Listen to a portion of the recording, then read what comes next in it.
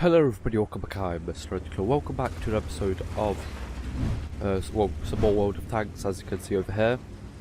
And now today I am going to be showcasing the Perry 2's replay, and as you can see they are playing in the AMX 13105, the tier 10 French auto-loading light tank. Of course the other light tank that's French is the EBR 105. Now if you compare that tank to this tank in terms of mobility, talking about EBR 105s over there, it's definitely going to have more mobility. But as you can see over there, the Perry spotted the EBR and the EBR actually didn't spot him, and he was at maybe like 250 meters or something. So definitely good camo on this tank. Good camo on the EBR as well, kind of similar. The camo on the EBR might actually be slightly better, but it's the view range on this that makes it a lot better than the EBR at spotting and stuff like that. Talking about spotting tanks, there's a T100 LT, which is of course brilliant at spotting. You can set that up to have around like 480 meters of view range, if not even more. And then about like 40% camo maybe, I think, something like that. Now the Perry is really lucky that he actually isn't getting spotted by anyone. Of course that 60 TP over there probably doesn't have enough view range to spot him, so he could take up the artillery, the Conqueror gun carriage. It's of course a really deadly artillery to have. He just takes about like a minute and a half into the game, which is definitely not what you see most of the time. Now this gun, it's a 3-round autoloader. It's 105mm in caliber. That does, I'm pretty sure, 390 damage, and that has 234mm of penetration with standard, and 280 with the heat rounds, and 53 with the high explosive rounds. I'm pretty sure it has an intra-clip reload of 2.5 seconds, maybe. No, I think it's 2.73, like on the bat shot. So, isn't the worst, but isn't the best. There's definitely tanks that are slower.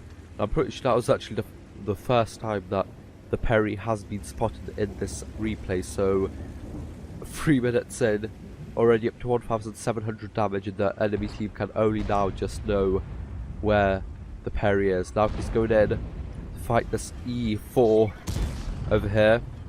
Now with this autoloader, it's like the perfect kind of size to take out that E4. Did about 1,000-ish damage, maybe a bit less. But there you go, an E4 taken out of the game. And this gun, it's basically the batshot gun with less penetration, and of course only 3 rounds in the magazine compared to 5, which of course makes it a lot smaller. It can only do 1,170 damage, which is of course a lot less than the 1,950 the batshot can do. Now over here he actually looks like he's going to be in a sticky situation, but he puts 3 shells into an object 277, and the 60 TP on his team helps to take him out. Now, oops, sorry, accidentally clicked off the game. But there you go, let's continue on, as he just nonchalantly goes up to the back of the 60 TP, but he doesn't have enough time to reload, as the 60 TP on his team takes him out. Now an object 268 version for probably the most OP tank in the game still, after all of the buffs it's received. It's still absolutely good, and I'm pretty sure that object 268 version actually has 2 repair kits, which is, I guess, good on a tank like that. When you're fighting close quarters and you don't have a turret, you can get tracked easily and taken out of the game. So yeah, I guess that's quite a good thing to have on a tank like that. Now he spots the Kragvang out in the open. Of course that tank has probably no chance of spotting them, even with like a max crew.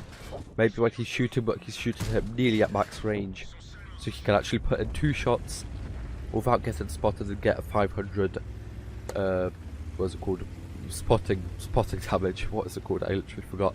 Yeah, but spotting damage 500, so already up to 5,379 damage, and you know, only 600 spotting damage. But who really cares when you've done that much damage in a light tank? Like, the most I have, the only like tier 10 light tank I have is the Sheridan, so it's not really like a good damage dealer.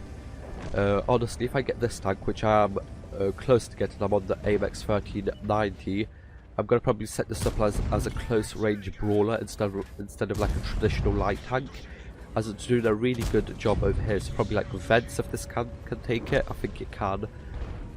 Vert stabs, and then I can't remember what the piece of equipment is called, but the one that kind of just helps with dispersion and all of that stuff, because that would really make it a really good like a close range brawler. You could even take it against some medium tanks, which would be nice, as he gets the jump on the on the object 430U, puts in 3 shells and goes off. The object 430U is like, oh, you just took out like most of the health I had, I'm gonna pay you back.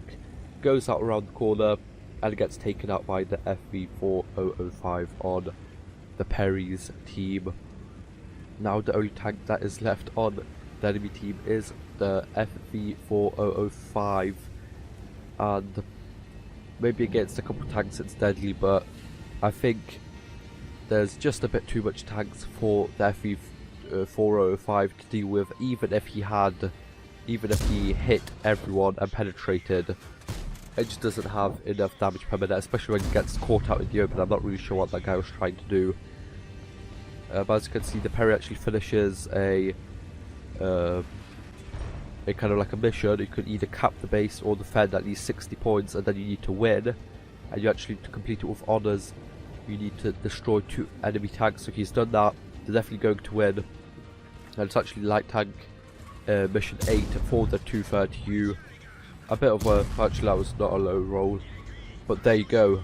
That is how to do 9,291 damage and 1,200 spotting in a light tank. So let's check out the post-game results.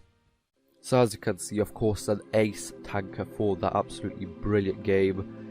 Confederate medal, defender, high caliber, and a tank sniper. You don't really get a high caliber in a light tank at tier 10. The most I've ever done was around, maybe actually closer to around the 5,000 damage range in my Sheridan, but that is nothing compared to that. That's nearly half. So yeah, 9,291 damage, 1,378 base experience points, 4 kills. Actually made 100,000 credits, as I'm pretty sure, yeah, this actually took place 1 day after, I'm pretty sure, the start of the holiday ops. So I'm pretty sure it's this, or yeah, this, I'm pretty sure that actually came into effect with that, or maybe some other mission. I can't really remember. This was actually a mission 8 months ago exactly to this day. Oh, so I actually just realised now, so that's kind of crazy.